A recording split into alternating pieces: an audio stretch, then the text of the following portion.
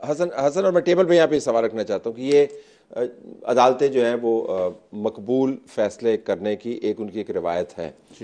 इस वक्त के हालात में इस किस्म के फैसले कि जी ये तो इंसानी हकूक़ की वायलेशन है, ये तो आइन की तशरीह गलत की है, आपके ख्याल में इसकी कोई रेजोनेंस होगी अदर देन द फैक्ट कि पीटीआई शायद से कहेगी हमारी जीत हो गई है, देखें हमारे बंदे भी बाहर आ गए हैं, इंतखाबात भी पहले हो रहे हैं, इमरान खान भी बाहर आ गया, अदर देन दैट आपके ख्याल में ये कोई वाइडर ऑडियंस कैप्चर करेगा ये आर्गूमेंट या पॉपुलिज्म? देखिए, अब जो है ना, अदालत जो अभी मौजूदा इन कमांड है चीफ जस्टिस उमर ता बंदयाल, उनके पास वक्त बहुत थोड़ा रह चुका है, वक्त बड़ा महदूद है। यानी एक पुरानी अगर बात करते जब शुरू में वो आए थे, या उनके पास 6 महीने 8 महीने भी होते तो तब और सूरत हाल थी।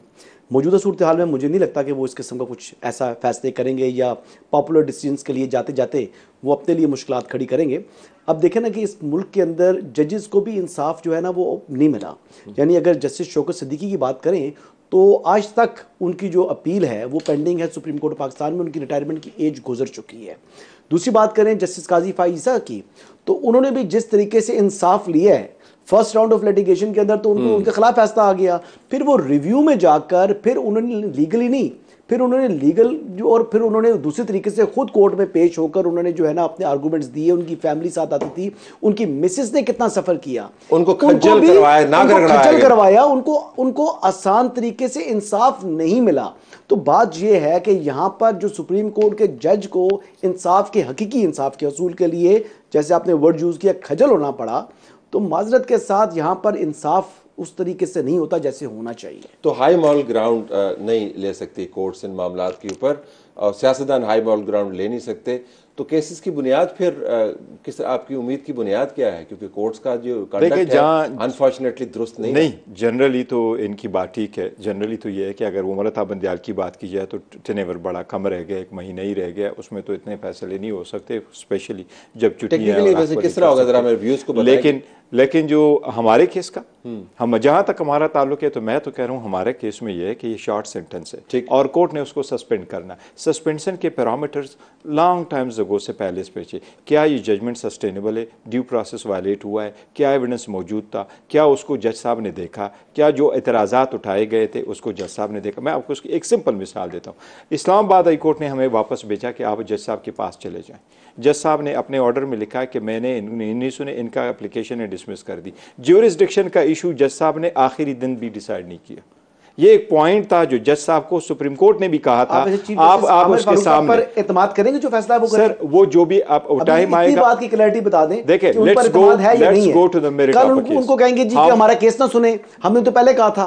तो फिर बात ये है कि उनके पास अभी कह रहे हैं कि 22 को जो है वो हमारा फैसला आ जाएगा। जो इनका तलत साहब का जो क्वेश्चन है दैट्स ऑलटुगेदर डिफरेंट। हम ये कह रहे हैं कि अगर जज साहब को इवन सुप्रीम कोर्ट ने कहा, सुप्रीम कोर्ट की जजेस ने कहा कि सबसे पहले क्वेश्चन डिसाइड होना चाहिए ज्यूरिसडिक्शन का, जज साहब ने हमें वापस भेजे इस्लामाबाद हाई कोर्ट ने कि वो क्वेश्चन आप देखिए, आप तो केस जज साहब वो क्वेश्चन, मुझे हैरानी इस बात पे होती है कि अपील लगने के साथ ही आपको अच्छे फैसलों की खुशबू आनी शुरू हो जाती है। मुझे इस पे बड़ी हैरानी होती है। आपके वकला जो है दे एक्ट लाइक पॉलिटिशियंस। आपने प्रोजेक्ट लॉन्च नहीं किया होता और आप कहते हैं कि इसके बेनिफिट मैं उसको देख इसका क्या नहीं है। मुझे तलत साहब एक बात, अपील के साथ डिसीजन सस्पेंड, सेंटेंस हमेशा सस्पेंड हो जाता है। ये लॉन्ग टाइम अगो क्रिमिनल प्रोसेस का एक तरीकेकार है। और अपील लग गया जी, खुशियां मनाओ जी, होने लगा, दुआ करो जी, होने लगी, ये क्यों करते हैं आप लोग? सर मैं आपको बता रहा हूँ, ऑन एयर बोल रहा हूँ, मुझे 8 महीने से 1 साल तक चेयरमैन पीटीआई बाहर आते दिखाई नहीं दे रहे। मुमकिन ही नहीं है, मुमकिन ही नहीं है। इनकी हर पेशगोई गलत है। मेरी हर पेशगोई अल्लाह के फजल से सच साबित हुई है। मैं आपको वर्ड देता हूं इंशाल्लाह before the end of the next week जो आ रहा है इंशाल्लाह खान साहब चोरी की ये जो इंशाल्लाह ताला वो इंशाल्लाह ताला जेल से आउट होंगे और हमें उम्मीद है जजेस को दो के फोरकास्टिंग तो पेशीन गोई है। मैं ये कह रहा हूं कि देखिए, हम तलत साहब, मैं एक वकील हूं, आपसे मैं एक बात पूछूं, आप एक पॉलिटिकल एनालिस्ट हैं, आप पॉलिटिकल एनालिस्ट हैं, आप वो करते हैं, मैं मोकल। देखिए, हमारे साथ ज्यादती हुई है, ज्यादती बड़ी। Okay, let me take a break. I will take a break and come to the studio. Programme में खुशामदीद नाज़रीन। सियासी मामलात जो हैं अदालती मामलात के साथ उलझ गए हैं। सियासतदान तो एक दूसरे के ऊपर पत्थर फेंकते हैं, लेकिन अदालतों के अंदर से जब मुतनाज़ा फैसले आने लग जाएं और तवक्कुआत का अंबार लग जाए तो वाक़ईतन फ़िक्र की बात है। ये ज़रा आप इसके ऊपर आइएगा ये वाकईतन एक तरीका बन गया है कि अदालत को पहले से ही बता दें कि हमारी तवक्को आपके बारे में क्या और ऐसा फैसला आना चाहिए, अगर जिन्होंने तो बड़े अच्छे अंदाज से ट्वीट किया। ये एक तरीकाकार भी है कि नहीं? देखिए, वो पुराना हैंगओवर थोड़ा रहता है कुछ अरसे ना, इनका तो इनकी पार्टी के सियासी विंग का होता था गुंडागर्दी, बदतमीजी, गालम गलोच, ऐसा कर देंगे वैसा कर देंगे, निकल के दिखाओ। वो अब जाहिर है उसका थोड़ा बहुत जो है असर जाते जाते जाएगा।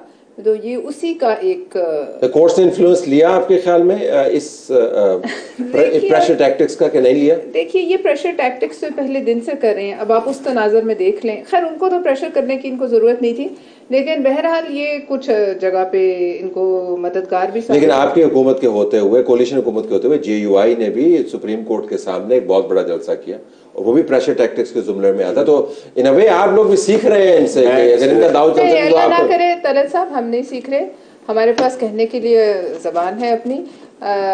8 अप्रैल 1929 को लेजिस्लेटिव असेंबली में भगत सिंह ने 2 बॉम्ब फेंके विजिटर्स गैलरी से। वो बॉम्ब किसी को नुकसान पहुंचाने के लिए नहीं थे, वो स्मोक बॉम्ब थे और आवाज़ के लिए थे। तो उन्होंने अपने ट्रायल पे कहा कि अगर बैरों को सुनाना है तो आवाज़ ज़ोरदार होनी चाहिए। और फिर इस बाद में फांसी भी दी। उस असेंबली में किसी को जद नहीं पहुंची, लेकिन आवाज़ की। हमारा भी तरीका, हम आवाज़ करेंगे, जबान से बात करेंगे, गुंडागर्दी नहीं करेंगे, जाके GHQ को हमला नहीं करेंगे, अपने इदारों को नहीं जलाएंगे, अपने अफवाज को चैलेंज नहीं करेंगे। और बाहर के जो फोरम्स हैं दूसरे मुल्कों के, जो सुनना चाहते हैं बातें, जो उनके कानों में जो है रस खोलती हैं, वो बातें हम नहीं करेंगे अपने मुल्क के खिलाफ।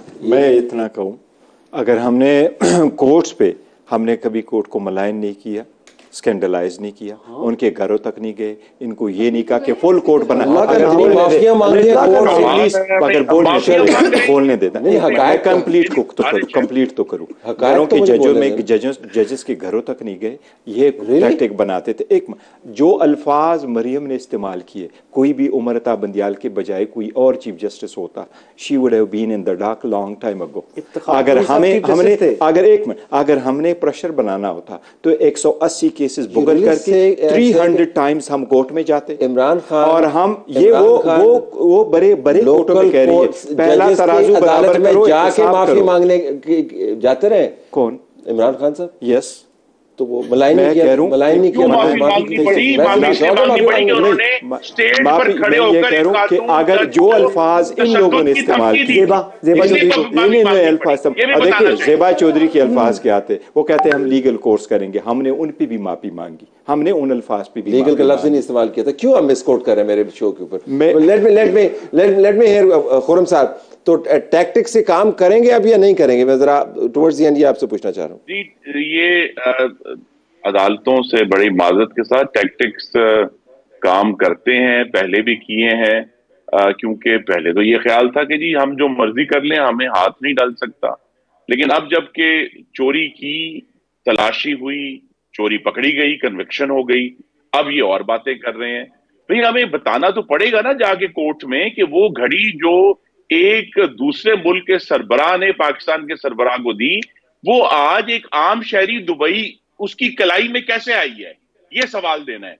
और वहां जिसमें मैं फिर कहूंगा कि कोर्ट ने जो मयार मुकर्रर किए हैं कि जो तनख्वाह नहीं भी ली, सिर्फ 10,000 दिरहम, उसको कोर्ट ने कहा कि ये असासा है और आपने डिक्लेयर नहीं किया।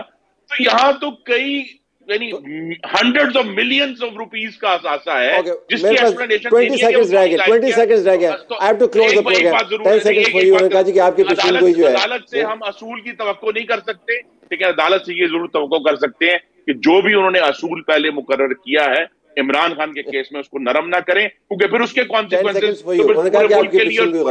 सियासी जमातों के लिए। ये मेरे बड़े भाई हैं, मैं इनको ऑन एयर बोल रहा हूँ कि मेरी जो बात है वो दुरुस्त साबित होगी और इनकी गलत साबित होगी। अब दोबारा प्रोग्राम कर लीजिएगा, इंशाल्लाह वक्त मुझे दुरुस्त साबित करेगा, इनको गलत साबित करेगा, और उसका कोई जुर्माना नहीं है, सिर्फ इनको शर्मिंदगी होगी। डन है इंशाल्लाह ताला। अगर कि जो पैरामीटर सुप्रीम कोर्ट ने सेट किए उसके मुताबिक होगी, 2 हफ्ते बाद मिलते हैं, हमें रिलीफ मिलेगी। और यस, इस जगह पे मिलेंगे, इस जगह मिलेंगे, सेम डेस्क पे बैठेंगे इंशाल्लाह। And the same uniform. और आपने इस तरह ही बैठ के इनकी तरफ देखना है जब भी फैसला आएगा।